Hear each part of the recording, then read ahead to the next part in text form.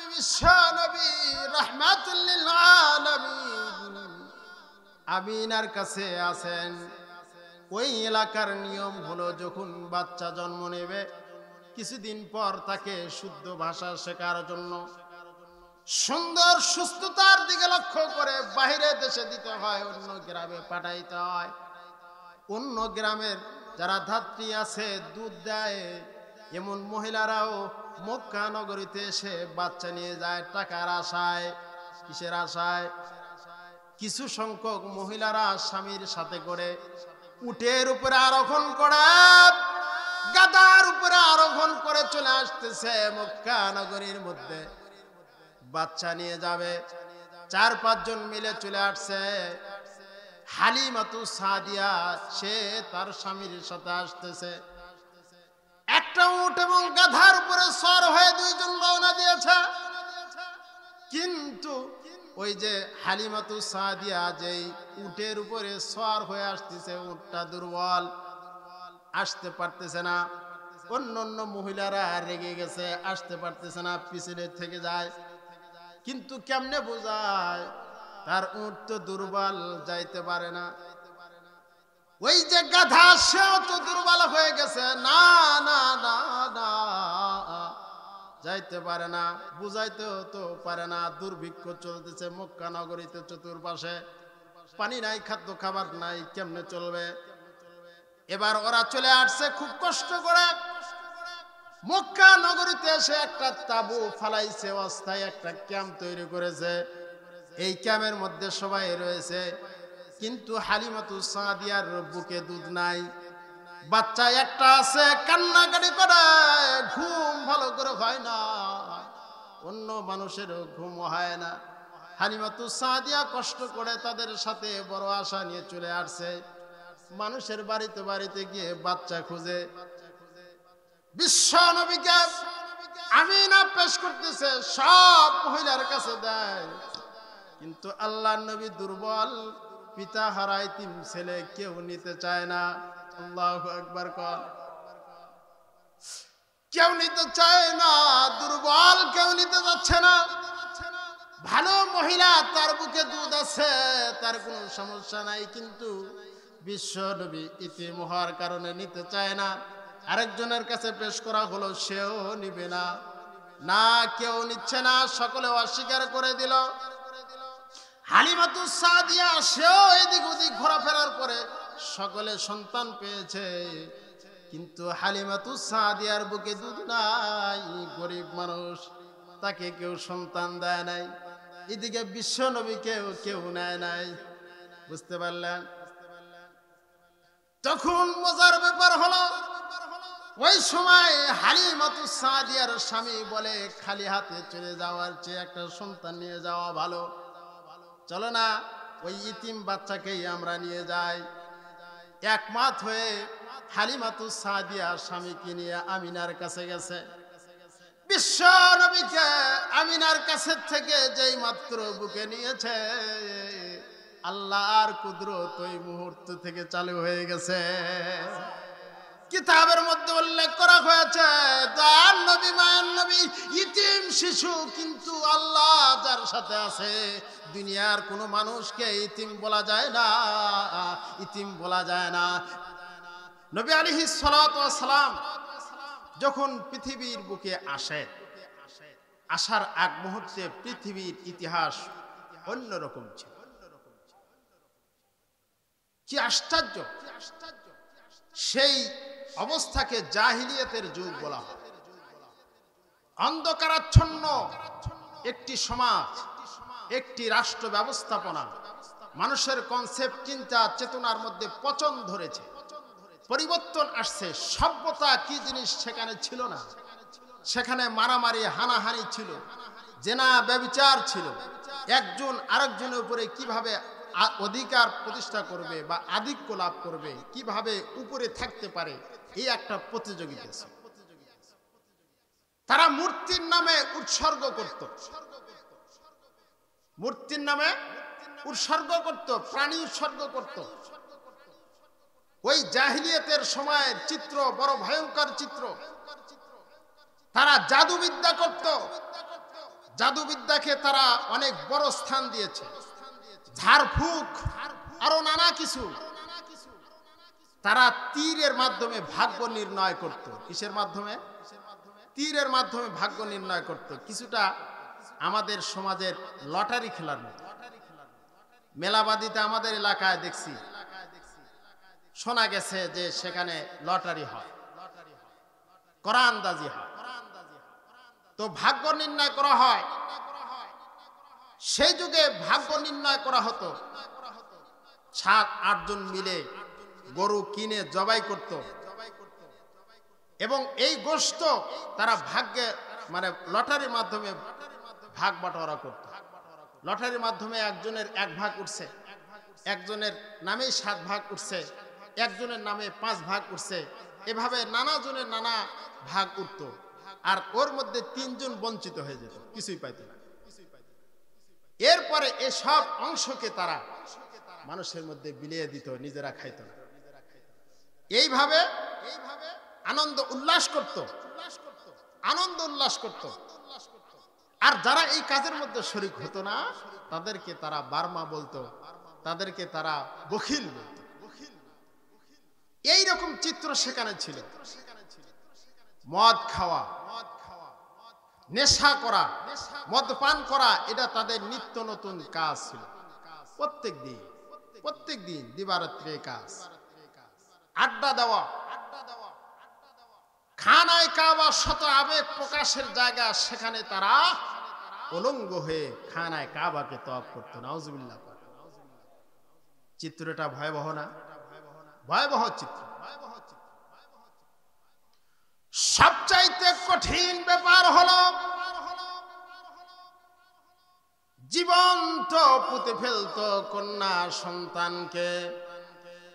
অবাক করা কথা,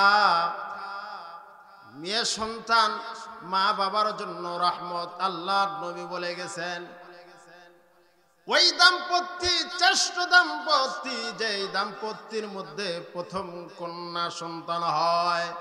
আল্লাহ নবী কত চমৎকার বলেছেন, যে ব্যক্তির মেয়ে সন্তান হইল, এই মেয়ে সন্তানকে জীবন্ত পুঁতে ফেলে দেয় নাই এবং এই মেয়ে সন্তানকে সুন্দর করে লালন পালন করে ভালো ছেলের হাতে তুলে দিয়েছে।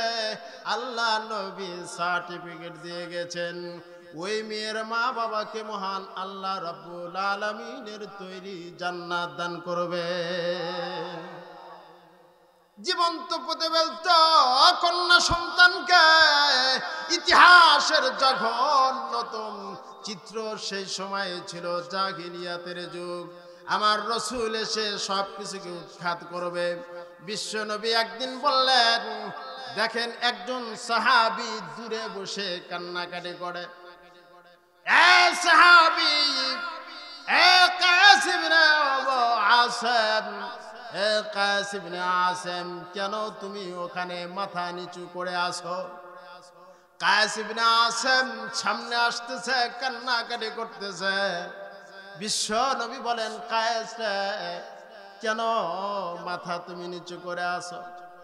কায়েস বলে, ওগো নবীজি, জাহিলিয়াতের যুগে আমি যেই পাপ করছি আমার মনে হয় মাপ হবে না। কি পাপ করছো? আমি কন্যা সন্তানকে পুঁতে ফেলেছি। তাই নাকি? মহা অন্যায় করেছো। কায়েস বিবরণ দাও, কেমনে তুমি তোমার সন্তানকে পুঁতে ফেললে? মেয়ে সন্তান আদরের সন্তান, দয়া মায়ার জায়গা আমরা সবাই জানি। ছেলে সন্তানের চেয়ে মেয়ে সন্তানের প্রতি দয়া মায়া বেশি লাগে। তুমি কেমনে তোমার মেয়েকে জীবন্ত পুঁতে ফেললে? কায়েস কয়, ওগো নবীজি, হ্যাঁ হ্যাঁ, আমার মেয়েকে আমি কবরস্থ করেছি, আমি জীবন্ত পুঁতে ফেলেছি। অনেকগুলো মেয়েকে আমি এভাবে শেষ করে দিয়েছি। একটা মেয়ের ব্যাপারে আমার বড় আফসোস হয়। আমি জানতাম না, সফরে চলে গেছি, বিবি প্রেগনেন্ট অবস্থা রয়েছে, পেটে বাচ্চা, আমি সফরে গেছি। সফর থেকে আসার পরে আমার স্ত্রী আমাকে জানাইলো ছেলে সন্তান যেটা হয়েছে মারা গেছে। কিন্তু আসলে মারা যায় না। কন্যা সন্তান হয়েছে, সন্তানকে অন্য জায়গায় রেখে দিয়েছে আমি জানি না। যখন বড় হয়ে গেছে, হঠাৎ করে একদিন আমার স্ত্রী বিবি সাহেবা বলতেছে, এটা তোমার সন্তান, তোমাকে আমি দেখাই নাই, তুমি পুঁতে ফেলবে। এবার সন্তান বাবার সাথে মিল মিলাপ হচ্ছে, আদর সোহাগ চলতেছে, বাবা বাবা করে সন্তানটাকে। নবীজি জাহিলিয়াতের সময় যে পশুত্ব আমার ভিতরে স্থান দিয়েছিলাম, এই পশুত্বের কারণে আমি সহ্য করতে পারি নাই, কোন রকম করে আমার স্ত্রীর কাছে থেকে আমার মেয়েকে নিয়ে চলে গেলাম অন্যদিকে। আমার বিবিকে বললাম, সাজিয়ে দাও, গুছিয়ে দাও, তার মামার বাড়িতে নিয়ে যাব। বিবিকে ধোকা দিয়ে আমার মেয়েকে নিয়ে গেলাম মরুভূমির দিকে। আহা ওগো নবীজি, আমার মেয়ে জানতো না আমি তাকে হত্যা করব, শেষ করে দিব। কাছে নিয়ে আসি আমি, এভাবে ওই যে মাটি খনন করতেছি, আমার মেয়ে আমার সাথে সহযোগিতা করতেছে মাটি খনন করার। আমার মেয়ে জানে না কিছুক্ষণ পরে তার মূল্যবান হায়াতটা শেষ হয়ে যাবে। কি আশ্চর্যের ব্যাপার! খনন শেষ, এমতো অবস্থায় আমার দাড়ির সাথে ধুলা লেগে গেছে, মাটি লেগে গেছে। আমার ওই মেয়ে আমার দাড়ি থেকে সেই ধুলা আর মাটিটা সরায় দিয়ে বলতেছে, বাবা গো, তোমার দাড়িতে মাটি লেগে গেছে, তোমাকে খারাপ দেখাইতেছে। কিন্তু জানেন আমি কতটা পাষাণ হৃদয় নিয়ে ওখানে উপস্থিত। যাক, আমি কিছু বললাম না। এরপরে আমার মেয়েকে যখন হাত পা বেঁধে নিচ্ছি, আমার মেয়ে অবাক হয়ে গেছে, বাবা এ কি করছো, তুমি কি আমাকে শেষ করে দিবে? আমরা হ্যাঁ, আমি তোমাকে শেষ করে দেব। মেয়ে তখন বলতেছে, ও বাবা, আমাকে মুক্তি দিয়া দিন, জীবনে কোনোদিন তোমার পরিচয় মানুষের সামনে দিব না, আমি তোমার পরিচয় দিব না। অমুকের মেয়ে আমি, জান ভিক্ষা দাও গো বাবা, আজকে আমাকে মুক্তি দিয়া দাও, আমি কোনোদিন তোমার পরিচয় দিব না, বায়োডাটা অন্যরকম হয়ে যাবে, পরিবর্তন হয়ে যাবে। বাবা শুনতেছে না। একটি পর্যায়ে এসে, ওগো নবীজি, আমি আমার সন্তানকে গর্তের মধ্যে দিয়ে মাটি দিচ্ছি। এক পর্যায়ে বাবা বলতেছে, বাবা মেহেরবানি করে আমাকে আপনি মাফ করে দেন। ও বাবা, আমাকে যদি আপনি আগে বলতেন, পা বাঁধার কি দরকার ছিল, হাত বাঁধার কি দরকার ছিল, আমি নিজেই তো এখানে এসে পড়তাম না। এত কিছু শোনার পরে আমি কোনো দয়া করি নাই, মায়া করি নাই, সব কিছুকে বন্ধ করে দিয়ে, সব আবেগকে ভিতরে লুকাইয়া আমি আমার সন্তানের মাথার উপরে দিয়ে দিলাম মাটি। জোরে সরে একটা পাথর দিয়া সন্তানের মাথার দিকে মেরে দিয়েছি। সন্তান কান্নাকাটি করে আর বলে, বাবা গো, আমাকে তুমি মাফ করে দিও।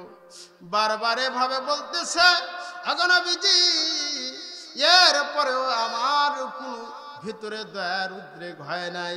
এইভাবে আমার মেয়েকে শেষ করে এসেছি। আগো নবীজি, আমার কি মাফ হবে নাকি? আল্লাহর নবী বলেন, রে সাহাবী, জাহিলিয়াতের অপকর্মের কারণে যদি শাস্তি হতো তোমাকে আমি মৃত্যুদণ্ড দিতাম, কিন্তু না, এ কারণে তোমার কোনো শাস্তি হবে না। আমি তোমাকে বলতে পারি, যতগুলো মেয়ে তুমি শেষ করে দিয়েছ, অতগুলো মেয়ের বদলে তুমি গোলাম আজাদ করে দাও। যাক, আমার বলার উদ্দেশ্য হলো, এইভাবে মেয়ে সন্তানকে তারা শেষ করে দিত। এরকম একটা জাহিলিয়াতের যুগ ওখানে চলছিল। মারামারি, হানাহানি, ব্যভিচার, জেনা ব্যভিচারী, কঠিন অবস্থা। মূর্তি পূজা, কত মূর্তি তার ঠিক নাই। মূর্তি পূজা শুরু করলো আমর ইবনে লুহাই। সর্বপ্রথম সে মূর্তি বিভিন্ন জায়গা থেকে নিয়ে এসে ওই এলাকার মধ্যে মূর্তি পূজা চালু করে দিল। লাত, উজ্জা, মানাত, হুবাল, কত মূর্তি তারা পূজা করতো তার ঠিক নাই। আর নানা ধর্ম ওখানে ছিল। আমাদের বাংলাদেশে নানা ধর্ম আছে না? ইহুদি, খ্রিস্টান, হিন্দু, বৌদ্ধ, শিখ, জৈন, ত্রিপুরা, বার্মা, চাকমা, খাং, খুমি, হাজং, গরু, খাসি, লুচি, ব্রহ্মভোগ, কত ধর্ম জাতি উপজাতি আছে। ওই সময় অনেক রকম ধর্ম জাতি উপজাতি ছিল। তো এর মধ্যে এই অবস্থাতে নবী আলাইহিস সালাতু ওয়াস সালামকে আল্লাহ রাব্বুল আলামিন পাঠাইবেন। উত্তম বংশ, শ্রেষ্ঠ বংশ কুরাইশ বংশে আল্লাহ রাব্বুল আলামিন নবী আলাইহিস সালাতু ওয়াস সালাম কে পাঠাইলেন। আব্দুল্লাহর ঔরসে তার স্ত্রী আমিনার গর্ভে নবী আলাইহিস সালাতু ওয়াস সালামকে প্রেরণ করলেন। সুবহানাল্লাহ। আশ্চর্যের ব্যাপার হলো, নবী আলাইহিস সালাতু ওয়াস সালাম যখন আসে, মা আমিনা বর্ণনা করেছে, সাধারণত মেয়ে মানুষের পেটে যখন বাচ্চা আসে তখন পেট একটু বড় হয়ে যায় কিনা। তো নবী আলাইহিস সালাতু ওয়াস সালাম মা আমিনার পেটে আসছেন কিন্তু বড় দেখায় না। সুবহানাল্লাহ। আশ্চর্যের ব্যাপার, নবী আলাইহিস সালাতু ওয়াস সালাম যখন মায়ের পেটে আসছে, 6 মাস পেটের মধ্যে আছে, এরকম সময়ে তার বাবা মৃত্যুবরণ করেছে। এরপরে তার বাবা আব্দুল্লাহ যখন মৃত্যুবরণ করলেন, পেটের মধ্যে সন্তান আছে কিন্তু সুগন্ধি দেখা যায়। সুবহানাল্লাহ। দাদা আব্দুল মুত্তালিবের কাছে অভিযোগ করা হয়েছে, স্বামী মারা গেলে সাদা কাপড় পরিধান করে থাকতে হয়, সুগন্ধি মাখাইতে হয় না। আমিনাকে ডাক দিয়া কয়, শ্বশুর, এই যে বৌমা, তুমি সুগন্ধি মাখাইতেছ, সুগন্ধি মাখানো তো যাবে না, তোমাকে এখন ভিতরে থাকতে হবে, সুগন্ধি মাখানো যাবে না, তোমার স্বামী মারা গেছে। এই কথা শোনার সাথে সাথে আমিনা শ্বশুরকে বলে, বাবা গো, আমি তো নিজের পক্ষ থেকে সুগন্ধি মাখাই নাই, যে সন্তান আমার পেটে আসছে, কি আশ্চর্যের ব্যাপার। এই সন্তান পেটে আসার পর থেকে আমার ঘরে এবং আমার দেহের চতুর্পাশ থেকে সুগন্ধি ছেড়ে পড়েছে। আশ্চর্য, কি আশ্চর্যের ব্যাপার। বিশ্ব নবী দুনিয়ার বুকে আসবেন, মা আমিনার পেটে আছেন, বড় দেখায় না, আবার কোনো ব্যথা নাই। আমরা সকলে মায়ের মাধ্যমে দুনিয়াতে আসছি, কত কষ্ট দিয়েছি, 7 মাসে কষ্ট দিয়েছি, 10 মাসে কষ্ট দিয়েছি। অনেক আল্লাহর বান্দা অনেক দিন থাকে, 18 মাস পর্যন্ত মায়ের পেটে থাকার ইতিহাস আছে কি আছে না? আছে, ইতিহাস আছে। ইমাম যাহহাক রাহমাতুল্লাহি আলাইহি মায়ের পেটের মধ্যে 18 মাস ছিলেন। সুবহানাল্লাহ। যখন উনি দুনিয়ার বুকে আসলেন, আসার সাথে সাথে দেখা গেল তার চুল দাড়ি হয়ে গেছে। সুবহানাল্লাহ। এমন পরিবর্তন হয়ে গেছে, আসার সাথে সাথে খিলখিল করে হাসতেছে। সুবহানাল্লাহ। তারপর থেকে তার নাম দেওয়া হয়েছে যাহহাক, মুবালাগার সিগা, বেশি যে হাসে তাকে বলা হয় কি? যাহহাক। আল্লাহর নবী, বিশ্ব নবী রাহমাতুল লিল আলামিন মায়ের গর্ভের মধ্যে আছেন, কিন্তু কোনো ব্যথা অনুভব করে না আমিনা, কোনো প্রকার ব্যথা নাই। সন্তান জন্ম নেবে, প্রসব বেদনার কষ্ট আছে, কিন্তু আমিনার কোনো কষ্ট হয় না। সন্তান জন্ম দিচ্ছেন, কোনো কষ্ট নাই। কি আশ্চর্যের ব্যাপার, সন্তান জন্ম দেয়, কোনো কষ্ট নাই। সন্তান যখন জন্ম হয়ে গেছে, কিতাবের মধ্যে উল্লেখ করা হয়েছে, দুনিয়ার মানুষ সন্তান জন্ম হওয়ার পরে মায়ের কষ্ট হয় এবং সেখানে কিছুটা দুর্গন্ধ হয়, কিন্তু বিশ্ব নবী যখন দুনিয়াতে আসলেন, কোনো প্রকার দুর্গন্ধ নাই, সুগন্ধি ছড়িয়ে পড়েছে। আবানা মাউলিদুহু আনতি বিউনসুরিহি يتيب مبتدئ منه ومختتم يوم تفرأس فيه الفرس إنهم قد أنذروا بحلول البؤس والنقام سبحان الله শুরুটা সুগন্ধি শেষটাও সুগন্ধি সুগন্ধি ছড়ে পড়েছে আশ্চর্যের ব্যাপার সন্তান জন্ম হওয়ার পরে নারী কেটে দিতে হয় হয় কি হয় না হযরতে বিশ্বনবীর চাচা আবু তালেব কোন এক সময় ভাতিজাকে ডাক দিয়া কয় ও ভাতিজা তোমার মায়ের কাছে থেকে আমরা শুনেছি তুমি যখন জন্মগ্রহণ করো দুনিয়ার সমস্ত বাচ্চাদের নারী কেটে দিতে হয় কিন্তু কি আশ্চর্যের ব্যাপার তুমি যখন জন্মগ্রহণ করলে নারী কেটে দেওয়ার প্রয়োজন হয় নাই অটোমেটিকলি তুমি তোমার মায়ের গর্ভ থেকে দুনিয়ার বুকে আসলে নারী ক্লিন হয়ে পরিষ্কার হয়েছিল সুবহানাল্লাহ আমার রাসূল কি আশ্চর্য দেখো আমাদের দেশে সুন্নাত করার নিয়ম আছে কি আছে না মুসলমানদের আলামত হিসেবে সুন্নাত খাতনা করে দিতে হয় কি হয় না বিশ্ব নবী না ইজ্জত কোন কেউ দেখতে পারে না হতে পারে না আল্লাহ নবীর কি আশ্চর্য যখন বিশ্ব নবী জন্মগ্রহণ করেন অটোমেটিকলি নবী আলাইহিস সালাতু ওয়াস সালাম খাতনা হয়ে জন্মগ্রহণ করেছে আমার রাসূল খাতনা হয়ে জন্মগ্রহণ করেছে আমিনার কাছে আছে কিছুদিন যাচ্ছে মোটামুটি ভালোই চলতেছে ওই এলাকার একটা নিয়ম হলো মক্কা থেকে বাচ্চা হওয়ার পরে ওদেরকে দূর এলাকায় দিতে হয় পরিবেশকে সৌন্দর্য করার এরপরে তার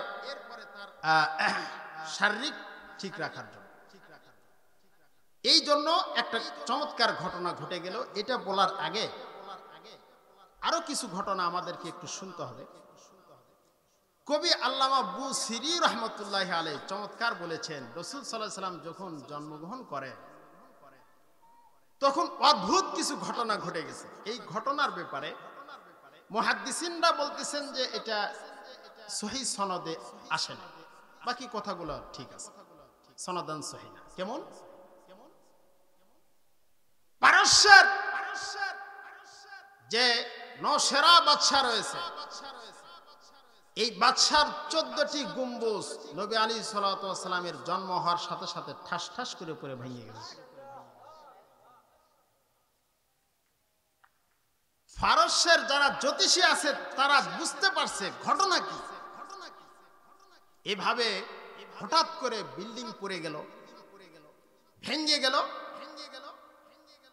তারা ভয় ভীতি সন্ত্রস্ত হয়ে গেছে يوم تفرس فيه الفرس إنهم قد أنذروا بحلول البؤس والنقام وبات أيوان كسرى وهو منسدي كشمل أصحاب كسرى غير ملتئم কেসরার বালাখানা ঠাস ঠাস করে পড়ে শেষ হয়ে গেল ওরা এমন ভাবে তছনছ হয়ে গেছে পরবর্তীতে আর এক হতে পারেনি সুবহানাল্লাহ হাজার বছর হলে যে সমুদ্রে পানি আছে সেই সমুদ্রের পানি শুকিয়ে গেছে সুবহানাল্লাহ আর বহু বছর আগের থেকে আগুন জ্বলতেছে এক জায়গায় সেই আগুন মুহূর্তের মধ্যে নিভে গেছে সুবহানাল্লাহ وساء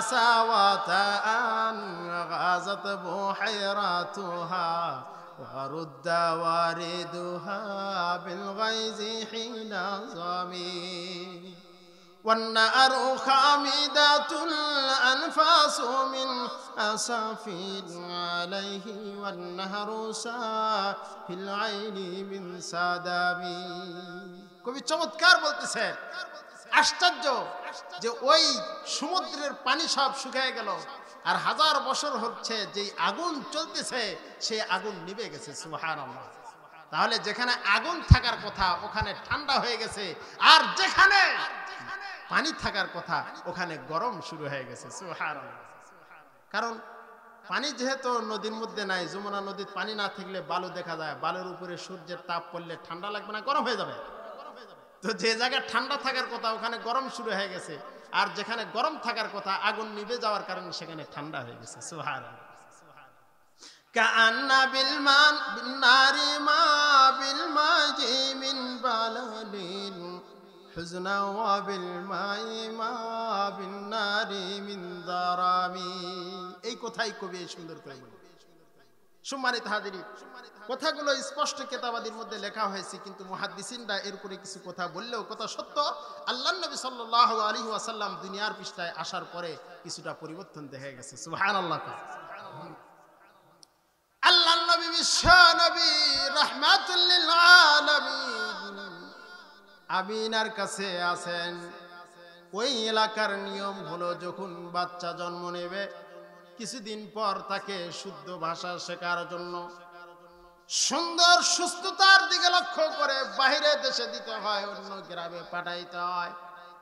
অন্য গ্রামের যারা ধাত্রী আছে দুধ দেয় এমন মহিলারাও মক্কা নগরীতে এসে বাচ্চা নিয়ে যায় টাকার আশায়। কিসের আশায়? কিছু সংখ্যক মহিলারা স্বামীর সাথে করে উটের উপরে আরোহণ করে, গাধার উপরে আরোহণ করে চলে আসতেছে মক্কা নগরীর মধ্যে বাচ্চা নিয়ে যাবে। 4-5 জন মিলে চলে আসছে। হালিমাতু সাদিয়া সে তার স্বামীর সাথে আসতেছে। একটা উট এবং গাধার উপরে সওয়ার হয়ে 2 জন রওনা দিয়েছে। কিন্তু ওই যে হালিমাতু সাদিয়া যেই উটের উপরে সওয়ার হয়ে আসতেছে, উটটা দুর্বল, আসতে পারতেছে না। অন্য মহিলারা রেগে গেছে, আসতে পারতেছে না, পিছনে থেকে যায়। কিন্তু কেমনে বোঝায় তার উট তো দুর্বল, যাইতে পারে না। ওই যে গাধা সেও তো দুর্বল হয়ে গেছে, না না না না যাইতে পারে না, বুঝাইতেও তো পারে না। দুর্ভিক্ষ চলতেছে মক্কা নগরীতে, চতুর্পাশে পানি নাই, খাদ্য খাবার নাই, কেমনে চলবে? এবার ওরা চলে আসছে খুব কষ্ট করে মক্কা নগরীতে এসে একটা তাবু ফালাইছে, অস্থায়ী একটা ক্যাম্প তৈরি করেছে।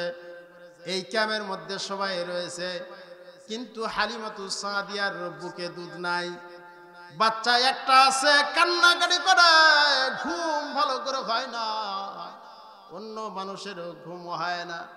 হালিমাতু সাদিয়া কষ্ট করে তাদের সাথে বড় আশা নিয়ে চলে আসছে। মানুষের বাড়িতে বাড়িতে গিয়ে বাচ্চা খুঁজে বিশ্ব নবীকে আমিনা পেশ করতেছে, সব মহিলার কাছে দেয়। কিন্তু আল্লাহর নবী দুর্বল, পিতা হারা এতিম ছেলে, কেউ নিতে চায় না। আল্লাহু আকবার কর। কেউ নিতে চায় না, দুর্বল, কেউ নিতে যাচ্ছে না। ভালো মহিলা, তার বুকে দুধ আছে, তার কোনো সমস্যা নাই, কিন্তু বিশ্ব নবী ইতিম হওয়ার কারণে নিতে চায় না। আরেকজনের কাছে পেশ করা হলো, সেও নিবে না। না, কেউ নিচ্ছে না, সকলে অস্বীকার করে দিল। হালিমাতু সাদিয়া সেও এদিক ওদিক ঘোরাফেরার পরে সকলে সন্তান পেয়েছে, কিন্তু হালিমাতু সাদিয়ার বুকে দুধ নাই, গরিব মানুষ, তাকে কেউ সন্তান দেয় নাই। এদিকে বিশ্ব নবীকেও কেউ নেয় নাই। বুঝতে পারলেন?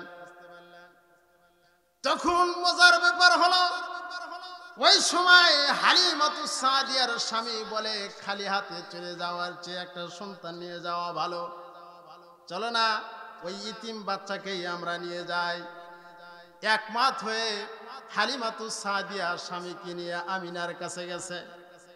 বিশ্ব নবীকে আমিনার কাছে থেকে যেই মাত্র বুকে নিয়েছে, আল্লাহর কুদরত ওই মুহূর্ত থেকে চালু হয়ে গেছে। কিতাবের মধ্যে উল্লেখ করা হয়েছে, দয়ার নবী, মায়ের নবী, ইতিম শিশু, কিন্তু আল্লাহ যার সাথে আছে। দুনিয়ার কোনো মানুষকে ইতিম বলা যায় না, ইতিম বলা যায় না। বিশ্ব নবীকে যেই মাত্র হালিমাতুস সাদিয়া বুকে নিয়েছে, বিশ্ব নবী বুকে যাওয়ার পরে দুধের বোটার সাথে মুখ লাগার, সেই দুধে কোনো দুধ ছিল না, কোনো প্রকার খাদ্য ছিল না। আল্লাহর নবীর মুখ লাগার সাথে সাথে কিতাবের মধ্যে উল্লেখ করা হয়েছে, সঙ্গে সঙ্গে ওই হালিমাতুস সাদিয়ার স্তনের মধ্যে দুধ এসে গেছে। শুধু কি তাই না, না না না, তার সাথে থাকা ভাই, দুধ ভাই আব্দুল্লাহ পর্যন্ত পেট ভরে খেয়েছে। সুবহানাল্লাহ। শান্ত দুই শিশু, স্বামী রাত্রিতে ওই অস্থায়ী ক্যাম্পে এবার ওই উটনিকে দহন করার জন্য গেছে। কি আশ্চর্যের ব্যাপার, যেই মাত্র দহন করতে গেল, যেই উট চলতে পারে না, দুধ নাই, কিচ্ছু নাই, কিন্তু নবী আলাইহিস সালামের বরকত চালু হয়ে গেছে। সঙ্গে সঙ্গে দুধহীন উটনির মধ্যে দুধ আসা শুরু হয়ে গেছে, পুরা বালতি পুরো হয়ে গেছে। হালিমা, দেখছো তুমি তো একটা বরকতপূর্ণ সন্তান পেয়েছো। সুবহানাল্লাহ। ভরপুর দুধ হয়ে গেছে, বরকতপূর্ণ সন্তান পেয়ে গেছে। শান্তচিষ্ট রাত অতিক্রম হয়ে গেল, শান্তচিষ্ট রাত। আগের রাতে ঘুম হয় না, খাদ্য নাই, দান নবী থিম, কিন্তু আল্লাহ সাথে আছে, বরকত চালু হয়ে গেছে। পরের দিন কি মজার ব্যাপারে দেখুন, সকলে বাচ্চা নিয়ে রওনা দিয়েছে। আগের দিন হালিমাতুস সাদিয়ার উটনি চলতে পারে না, গাধা চলতে পারতেছে না, দুর্বল। কিন্তু পরের দিন ঘটনা উল্টা হয়ে গেছে। এবার অন্য অন্য মহিলাদের উট আর গাধার চেয়ে বিশ্ব নবীর দুধ মাতা হালিমার গাধা এবং উট আগে বেড়ে গেছে। অন্য অন্য উটার স্বাদ পাইতেছে না, এত জোরে যাইতেছে। স্বামী, হ্যাঁ কেমন ঘটনা, উট তো খুব গতিতে চলে, কি হলো, পানি খাওয়ানো হয় নাই, তেমন তো খাদ্য খাবার দেওয়া হয় নাই, কি হয়েছে? অদ্ভুত, উটনির মধ্যে মহান আল্লাহ রাব্বুল আলামিনের কুদরত চালু হয়ে গেছে। সন্তান চলে গেছে হালিমাতুস সাদিয়ার কাছে, বরকত চালু হয়ে গেছে, ফসলহীন জায়গায় ফসল হয়ে গেছে। সুবহানাল্লাহ। যে বাড়িতে মুরগি নাই, কিচ্ছু নাই, অন্য কোনো কিছু নাই, ইয়া আল্লাহ, নবী আলাইহিস সালাতু ওয়াস সালামের কারণে বরকত চালু হয়ে গেছে। সুবহানাল্লাহ। প্রত্যেক দিন দুধ দহন করতেছে, অনেক প্রকার দুধ, অনেক প্রকার দুধ। হায় আল্লাহ। অন্য অন্য মানুষ কয়, আচ্ছা হালিমার উটনিতে এত দুধ হয়, তোমাদের উটনিতে দুধ হয় না, ঘটনা কি? আজকে একটা কাজ করো, তোমরা সকলে হালিমাতুস সাদিয়ার উটনি যেখানে চড়ায়, ওই চড়াতেই তোমরা নিয়ে যায় চড়াও। কিন্তু আশ্চর্যের ব্যাপার হলো, হালিমাতুস সাদিয়ার উটনি যা খায় আর না খায়, দুধ ঠিকই দিতেছে, ওদের উটনিতে দুধ নাই। সুবহানাল্লাহ, সুবহানাল্লাহ। 2 বছর পার হয়ে গেল, মাত্র 2 বছর। 2 বছর পার হওয়ার পরে এই সন্তানকে ফেরত দিতে হবে। হালিমাতুস সাদিয়া চিন্তা করতেছে, না, এই সন্তানকে আমরা দিব না। এই সন্তানের কারণে বাড়িতে বরকত নিশ্চিত হয়ে গেছে। উটনির মধ্যে দুধ ছিল না, দুধ চালু হয়ে গেছে। এই সন্তানকে আর আমরা দিব না। কিন্তু চুক্তি অনুযায়ী 2 বছর পূর্ণ হয়ে গেছে, কি করা যায়? হালিমাতুস সাদিয়া এবার বুদ্ধি খাটাইলো, আমি ইনার কাছে গিয়ে বলবো, চতুর্দিকে আবহাওয়া ভালো না, সন্তান তোমার কাছে রাখা যাবে না, মেহেরবানি করে মেয়াদ বাড়ায় দাও, সন্তান আমাদের কাছে আবার দিয়ে দাও। মক্কাতে গিয়ে আমিনাকে বলতেছে, শুনো, আবহাওয়া তো ভালো না, এই বাচ্চা তোমার কাছে আসলে সমস্যা হতে পারে, কাজেই এই বাচ্চা আবার আমাদের কাছে দিয়ে দাও। আমিনা দেখতেছে ওরা যেহেতু স্বেচ্ছায় রাখতে চাচ্ছে, ঠিক আছে, আর কি করে, নিয়ে যাক। যেই অনুমতি দিছে ওরা তো খুশিতে পাক। সুবহানাল্লাহ। নিয়ে আসছে, বরকত চালু হয়ে গেছে। আল্লাহু আকবার।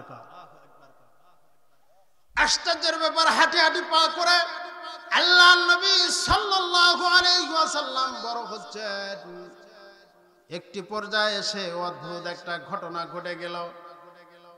হালিমাতুস সাদিয়ার ছেলে এবং বিশ্ব নবী ওই যে চড়ার মধ্যে আছে, হঠাৎ করে অদ্ভুত একটা ঘটনা দেখলো। ঘটনাটা কি? আর তা হলো দুইজন ফেরেশতা চলে আসছে, জমজম কূপের পানি নিয়ে আসছে, আর এরকম ভাবে একটা পেয়ালা নিয়ে আসছে। পেয়ালার মধ্যে জমজম কূপের পানি নিয়া জিবরাইল আমিন এবং মিকাইল আলাইহিস সালাম দুইজন এসে নবী আলাইহিস সালামকে আদবের সাথে চিৎ করে শোয়াইছে এবং ছুরি দিয়া সিনা চাক করে কলব মোবারক বের করেছে। কলব মোবারক বের করে ওখানে রক্তের টুকরা, ছোট ছোট দুইটা রক্তের টুকরা ছিল। এই রক্তের টুকরাকে ফালাই দিয়া বললেন, ওগো নবীজি, এটা হলো শয়তানের অংশ। সুবহানাল্লাহ। ফালাই দিছেন, কলবকে সুন্দর করে ধুইয়া দিলেন। কলবকে সুন্দর করে ধুইয়া আল্লাহ নবীর আবার সিনার মধ্যে দিয়া অপারেশন করে দিছে, সেলাই করে দিছে। আব্দুল্লাহ দূর থেকে দেখে সহ্য করতে পারে নাই, দৌড় দিয়ে চলে গেছে মা হালিমাতুস সাদিয়ার কাছে গিয়ে বলে, মা গো, অদ্ভুত জিনিস দেখলাম। দুদু ভাই মুহাম্মদ, তাকে দেখা গেল দুজন ব্যক্তি এসে তাকে বুক ছিঁড়ে ফেলছে। এই দৃশ্য দেখলাম, চলো তাড়াতাড়ি দুদু ভাইয়ের কাছে যাই। হালিমাতুস সাদিয়া সহ্য করতে পারতেছে না, হায় হায়, আমার সন্তানের কারণে এতটা বরকত নিশ্চিত হয়ে গেছে, কে বা কারা এমন কষ্ট দিচ্ছে, চলো দ্রুত যাই। সঙ্গে সঙ্গে দ্রুত চলে আসছে বিশ্ব নবীর কাছে। শিশু মুহাম্মদ সাল্লাল্লাহু আলাইহি ওয়াসাল্লামের কাছে এসে দেখে আল্লাহ নবী এইরকম ভাবে মাঠের মধ্যে বসে আছে।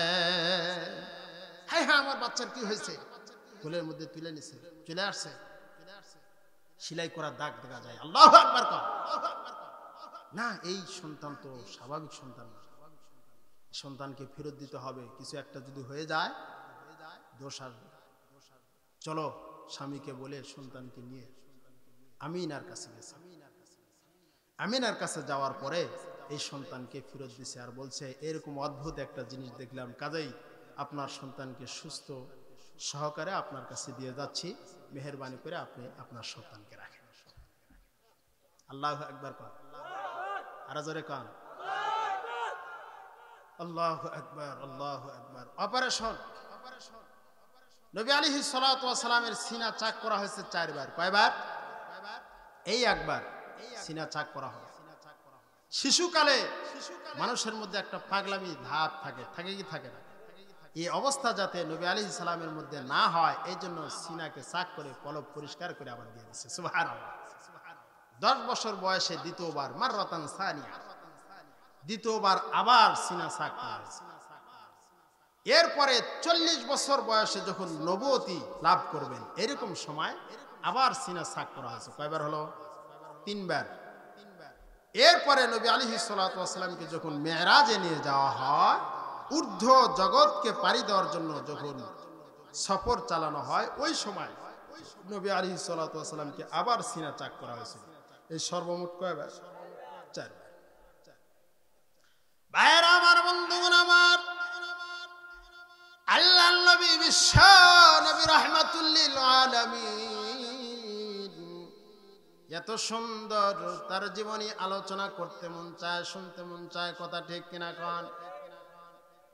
পৃথিবীর কোন মানুষের জীবনে এমন হবে না, কোন আদর্শ এমন হতে পারে না, আল্লাহর নবীর আদর্শের মতো কোন আদর্শ হতে পারে না, আল্লাহর নবীর জীবনের মতো কোন জীবনী হতে পারে না, আল্লাহর নবীর কথনের মতো কোন কথন হতে পারে না, দয়ার মতো কোন দয়া হতে পারে না, দিক নির্দেশনার মতো কোন দিক নির্দেশনা হতে পারে না।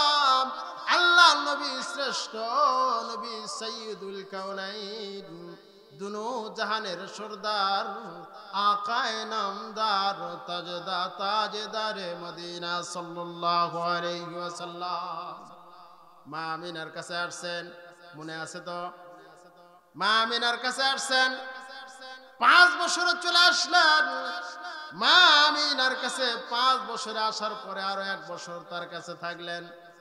6 বছর বয়সে মমতাময়ী মা দুনিয়া থেকে চলে গেলেন। অনেক ইতিহাস। শ্বশুরের কাছে থেকে অনুমতি নিয়ে চলে গেছেন স্বামীর কবর জিয়ারত করার জন্য। গেছেন মদিনা অভিমুখে, স্বামীর কবর আছে, কবর জিয়ারত করে মদিনাতে থাকছেন। পরের দিন আবার মক্কাতে আসার জন্য রওনা দিছেন। রাস্তার মধ্যে অসুস্থ হয়ে গেছে, খুব বেশি অসুস্থ হয়ে গেছে। এক পর্যায়ে আল্লাহ রাব্বুল আলামিন নবী আলাইহিস সালাতু ওয়াস সালামের মমতাময়ী মাকে দুনিয়া থেকে নিয়ে গেলেন। নবী আলাইহিস সালাম ইতিম হয়ে গেলেন।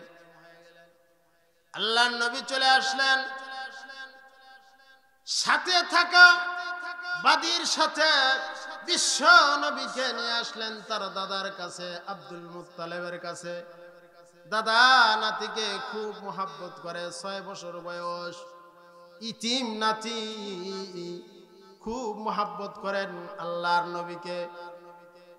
উনি বুঝতে পারছেন এই বাচ্চার মতো কোনো বাচ্চা হতে পারে না। খানায় কাবার মধ্যে একটি বিশেষ জায়গা আছে, যেই জায়গাতে আব্দুল মুত্তালিব বসে, পাশে তার সন্তানেরা বসে। ওই জায়গায় আব্দুল মুত্তালিব বসা ছাড়া আর কেউ বসে না। সেই জায়গায় বিশ্ব নবী ছোট মানুষ সেখানে গিয়ে বসে। অন্য চাচারা সহ্য করতে পারে না, ভাতিজাকে টেনে দূরে সরায় দেয়। সঙ্গে সঙ্গে দাদা আব্দুল মুত্তালিব কয়, বেটা হে, আমার নাতিকে এই জায়গা থেকে সরায়ও না, উনি সাধারণ মামুলি কোনো বাচ্চা না। সুবহানাল্লাহ। দাদা খুব স্নেহ করে, দয়া করে, খুব দয়া করে। বিশেষ জায়গায় তাকে রাখছেন, চোখে চোখে রেখে দিয়েছেন। দাদা নাতিকে খুব মহব্বত করেন, চোখের আড়াল হতে দেন না। কি আশ্চর্যের ব্যাপার! আল্লাহ কেমন খেলা খেলাইতেছেন, মজার খেলা খেলাইতেছেন।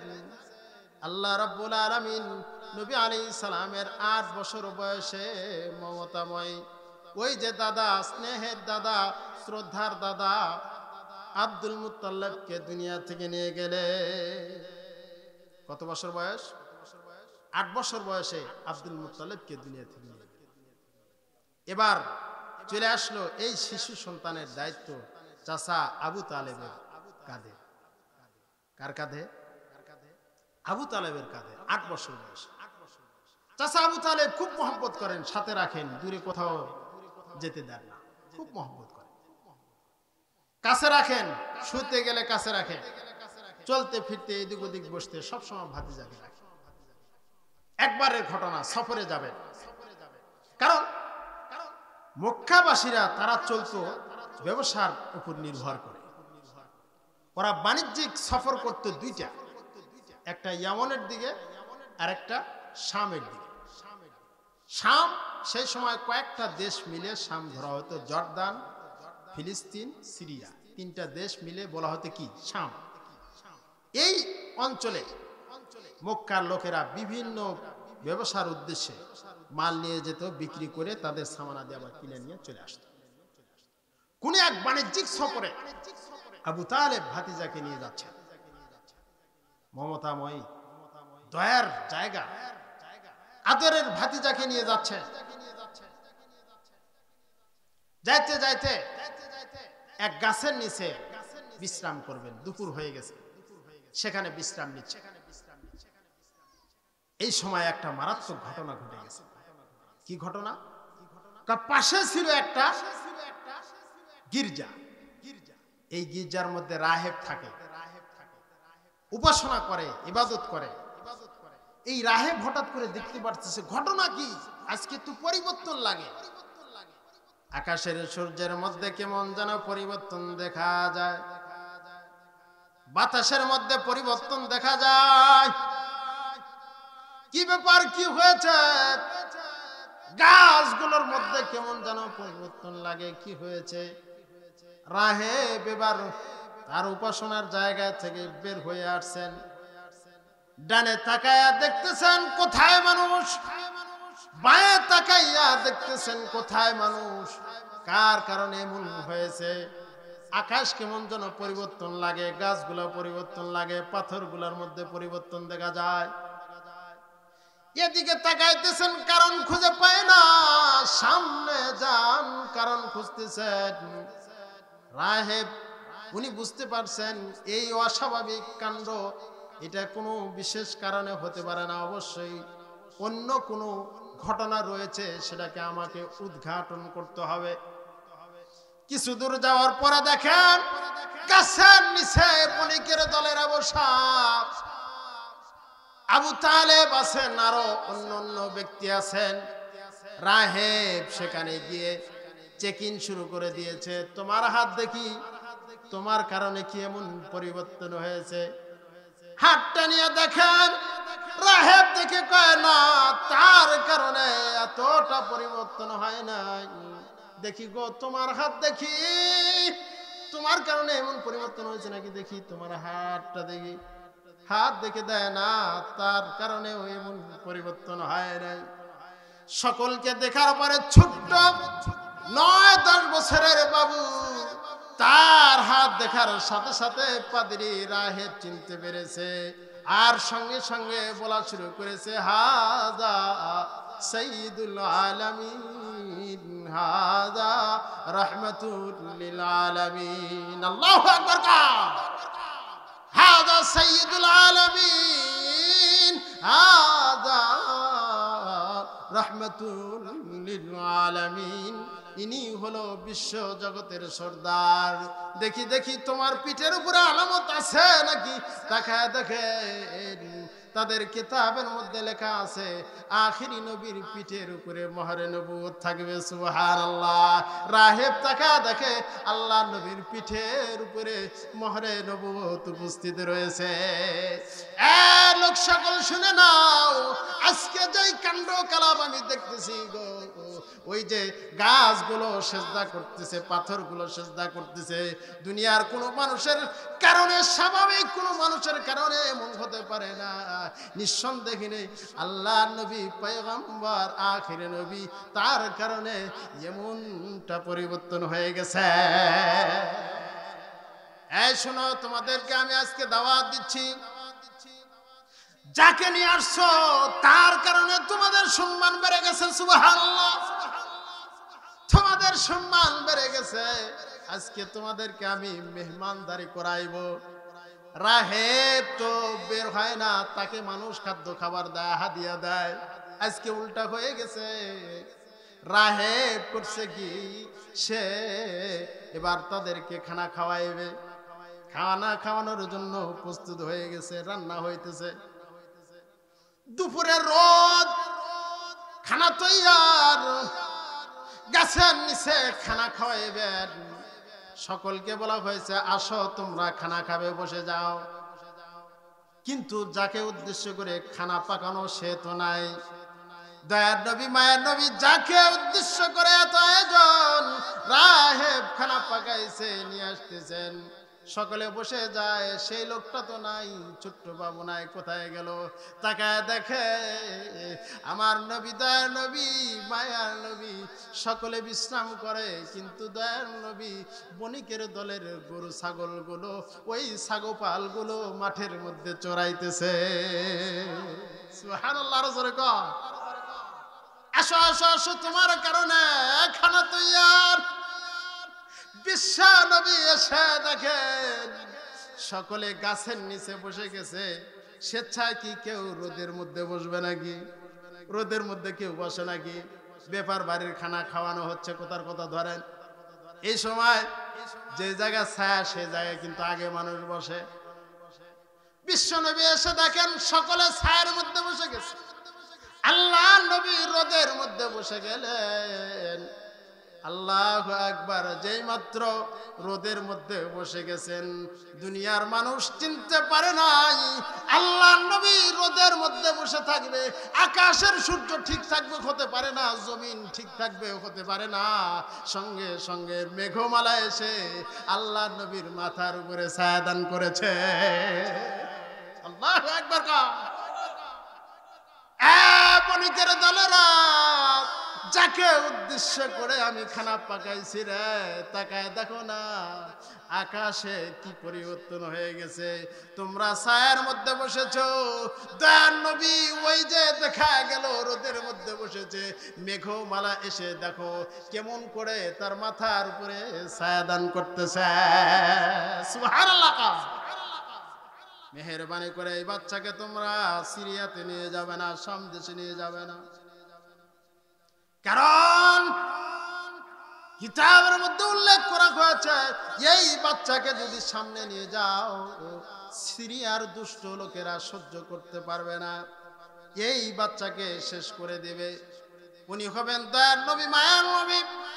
এই বালকের গার্জিয়ানকে সকলে আবু তালেবকে সামনে দিছে।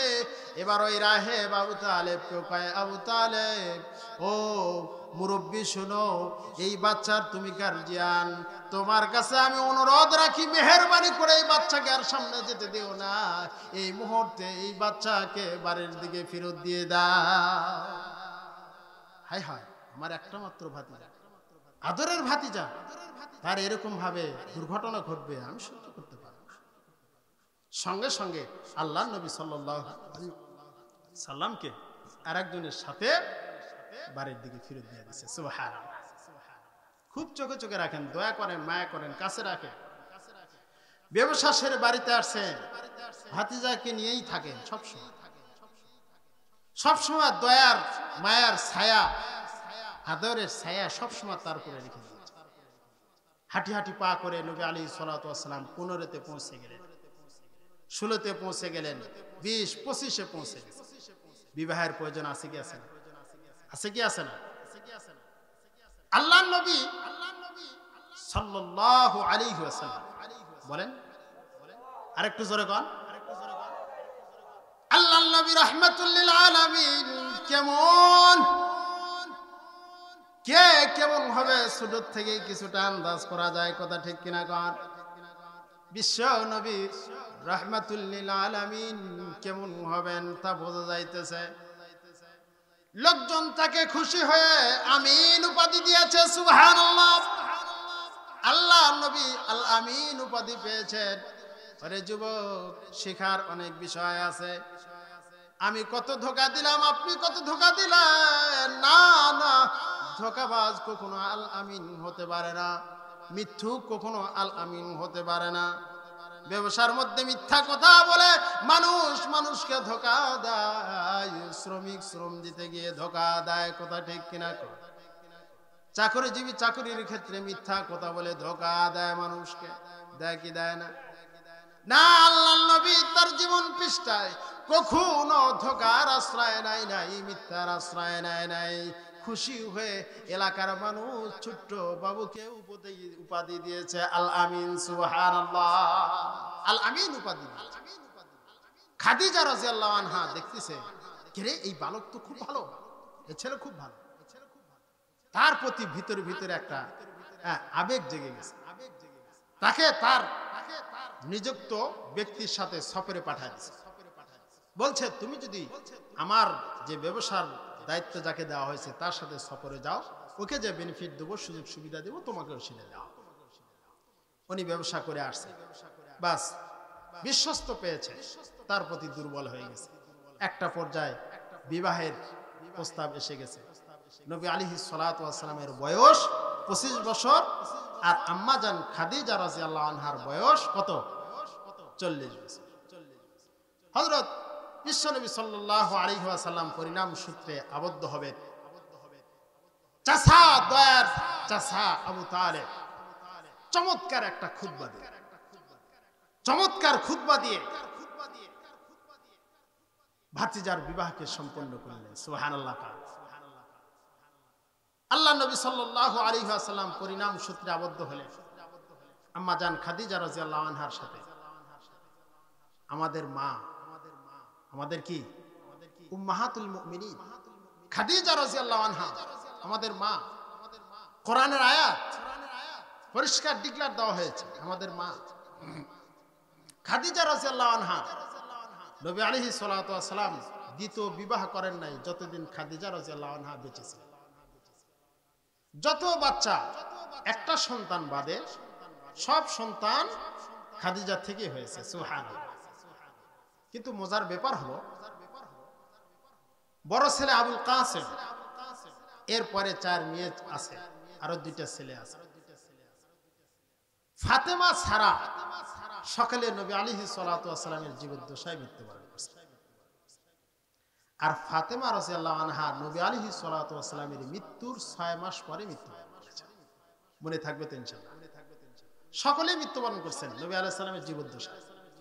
ফাতেমা বেঁচে ছিলেন রাদিয়াল্লাহু আনহা, নবী আলাইহিস সালামের মৃত্যুর 6 মাস পরে উনিও মৃত্যু।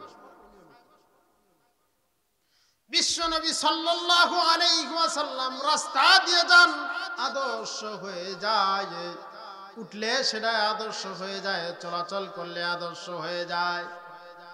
নবুয়তি পান নাই, বিশ্ব নবীর বয়স 30 বছর, 35-এ পৌঁছে গেলেন। হাঁটি হাঁটি পা করে কত বছরে পৌঁছে গেলেন? 35-এ পৌঁছে গেলেন। বিশ্ব নবী রাহমাতুল লিল আলামিন কত সুন্দর মানুষের মধ্যে আস্থা অর্জন করেছেন। ছোটরা তার কাছে আমানত রাখে, বড়রা আমানত রাখে, সকলে তার কাছে আমানত রাখে। আল্লাহ নবী আল আমিন সকলে তার উপরে খুশি। বিশ্ব নবী রাহমাতুল লিল আলামিন কত সুন্দর, কোন প্রকার তার জীবন পৃষ্ঠায় মিথ্যা নাই, ধোঁকা নাই, কিচ্ছু না। নবী আলাইহিস সালাতু ওয়াস সালাম 35-এ পৌঁছে গেছেন। এমত অবস্থায় মক্কা নগরীর সকলে খানায়ে কাবা নির্মাণ করবেন। কি নির্মাণ করবেন? খানায়ে কাবা নির্মাণ করবেন।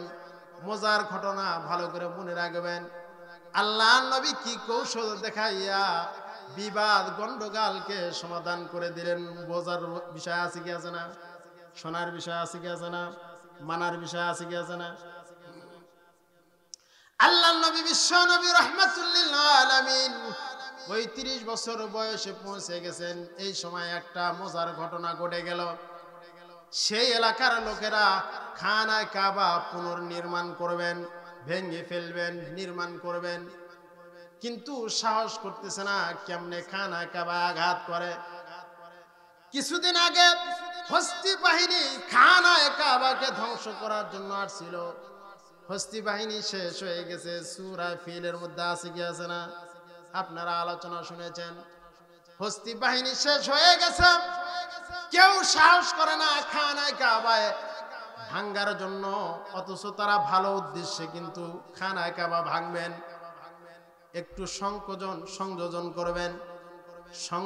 করবেন, মেরামত করবেন, কিন্তু কেউ সাহস করে না কেমনে খানায়ে কাবা ভাঙবে। সকলে উপস্থিত। ওয়ালিদ ইবনে মুগীরা বলতেছে, আমি প্রথমে আঘাত করে কোদাল দিয়ে মারবো, দেখি কি হয়। সে সামনে গেছে, কেউ সাহস করতেছে না। কিন্তু কি আশ্চর্যের ব্যাপার, খানায়ে কাবার ভিতরে একটা কূপ ছিল। কি ছিল? কূপ, গভীর একটা কূপ। ওখানে একটা অজগর সাপ রয়েছে। কি রয়েছে? আপনারা কোন? অজগর সাপ। আপনারা কোন? বিশাল একটা সাপ। মানুষ ওখানে খাদ্য খাবার দেয়, সাপ ওই খাদ্য খাবার খায়। খাইতে খাইতে স্বাস্থ্য হয়ে গেছে সাপের। কি আশ্চর্যের ব্যাপার, কেউ যদি ওই সাপকে মারতে যায়, সাপ বিশাল আকারে একটা ফনা ধরে তাকে আক্রমণ করে, মারার জন্য আক্রমণ করে। এবার চিন্তা করছে এই খানায়ে কাবা আমরা ভাঙবো কেমনে? বিশাল আকারের সাপ, এই সাপ তো আমাদেরকে শেষ করে ফেলবে। আমরা কেমনে খানায়ে কাবা পুনর্নির্মাণ করব? সকলে পরামর্শ সভা কায়েম করলো। আমরা মিলে সকলে আল্লাহর কাছে দোয়া করি, আল্লাহ রাব্বুল আলামিন এর একটা ব্যবস্থা করবেন। সকলে কিন্তু বিধর্মী। ওই সময় কি ধর্ম আসছে না? বিশ্বনবী 40 বছর বয়সে নবুয়তি পেয়েছেন। 35-এর ঘটনা। সকলে গিয়ে দোয়া করতেছেন, ও প্রভু, তোমার ঘর আমরা নির্মাণ করতে চাই, মেহেরবানি করে এই সাপটা আপনি একটু সরায় দেন প্রভু গো। আল্লাহ রাব্বুল আলামিন এই সমস্ত বিধর্মীদের কথা আল্লাহ কবুল করে নিলেন। সুবহানাল্লাহ, দোয়া কবুল করে নিয়েছে। শুরুটা কি হয়েছে? সাপ প্রত্যেক দিনের একটা নিয়ম আছে। সাপ ওই গর্তের মধ্যে, কূপের মধ্যে থাকে, খাদ্য খাবার খায়, কিন্তু শীতকালে এই সাপ সুন্দরভাবে উঠে খানা খাবার উপরে গিয়ে রোদ তো পায়, রোদ পোহাইতেছে। আল্লাহ তাদের দোয়া কবুল করে নিয়েছেন। বিশাল আকারে একটা পাখি চলে আসছে। সাপ যেই মাত্র খানায় খাবার উপরে চলে গেছে, সঙ্গে সঙ্গে বিশাল আকারে একটা পাখি এসে ছু মেরে ওই সাপটাকে ওখান থেকে নিয়ে চলে গেছে। আল্লাহ পাকের কাছে দোয়া করলে আল্লাহ কবুল করেন তো? হ্যাঁ, ভালো করে চাইলে আল্লাহ পাক তা শুনেন, চাইতে জানলে আল্লাহ রাব্বুল আলামিন অবশ্যই তার কথা শুনেন। সাপ চলে গেছে। পরের দিন সকলে এসে দেখে না, কোনো সাপ নাই, কিচ্ছু নাই, সব তো শেষ হয়ে গেছে। অবশ্যই আল্লাহ এর উপরে রাজি আছে, কিন্তু তারপরেও কেউ খানায় কাবার উপরে আক্রমণ করা, ওইভাবে কোদাল দিয়ে মারার জন্য কে প্রস্তুতি নিচ্ছে না। ওলীদ ইবনে মুগীরা কয়, আমি এই কাজ করব। ওলীদ ইবনে মুগীরা সর্বপ্রথম খানায় কাবার উপরে আঘাত করেছে। কিছুটা ভাঙ্গার পরে সকলে চলে গেছে, অন্য কেউ এখানে আঘাত করে নাই। সকলে বলতেছে রাত্রিতে আমরা দেখব ওলীদ ইবনে মুগীরার যদি কিছু একটা হয়ে যায় তাহলে বুঝবো এই খানা কাবা ভাঙ্গা যাবে না, আবার আমরা নির্মাণ করে দিব, ওই অবস্থায় রেখে দিব। আর যদি ওলীদ ইবনে মুগীরা সুস্থ থাকে তাহলে বুঝবো আমার আল্লাহ খানায় কাবা পুনর্নির্মাণ করতে রাজি আছে। পরের দিন দেখা গেল খানায় কাবা নির্মাণ করবেন, ওই যে ওলীদ ইবনে মুগীরার কিছুই হয় নাই। সুবহানাল্লাহ, ওলীদ ইবনে মুগীরা সুস্থ আছে। তখন তারা বুঝতে পারলো যে না, আজকের এই আমরা যে সিদ্ধান্ত নিয়েছি এর উপরে আল্লাহ রাজি আছে, চলো যাই, খানা কাবা এবার আমরা ভেঙ্গে পুনরায় আবার নির্মাণ করবো, চলো।